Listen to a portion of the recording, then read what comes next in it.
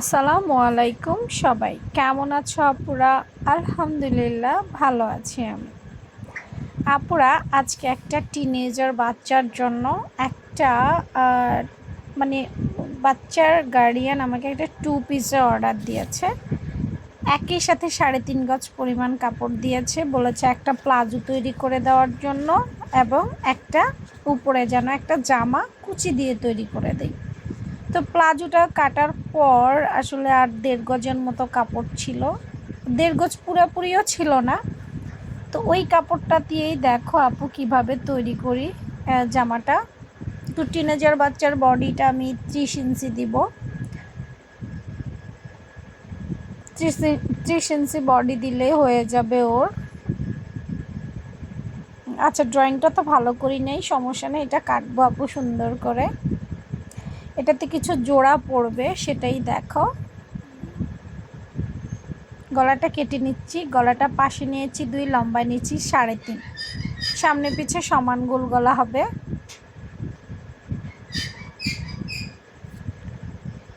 আর মোহরাটা কেটে নিয়েছি দেখো। কাঁধ 1/2 ইঞ্চি আমি এখন ডাউন করব না, সেলাই করার সময় ডাউন করে নিব, তাইলেই হয়ে যাবে। আর মোহরাটা একটু ডিপ করে কেটেছি, কারণ এটাতে তালপাট কাটবো না। মোহরা কাটার কিন্তু 2টা সিস্টেম, একটা হচ্ছে নর্মাল সিস্টেম, একটা হচ্ছে ডিপ সিস্টেম। সালোয়ার কাটার পর কিছু টুকরো কাপড় ছিল, সেটা রেখে দিয়েছি এবং সেটা দিয়েই কিন্তু আপু এখন জামার সাথে অ্যাড করে জামা করব।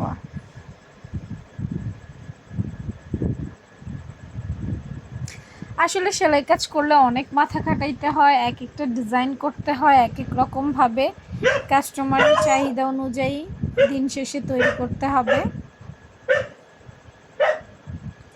যা আছে তাই, তাই না? এর থেকে আসলে বেশি আনবো কোথা থেকে?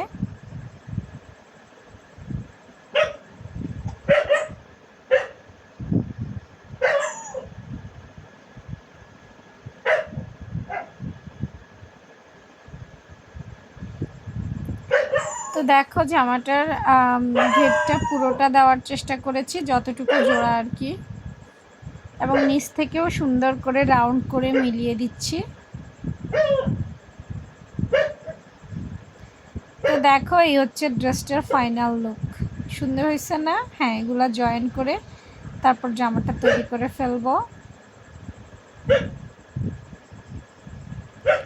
এখানে ভাঁজ লাইন আছে, ভাঁজ লাইন কেটে নিচ্ছি।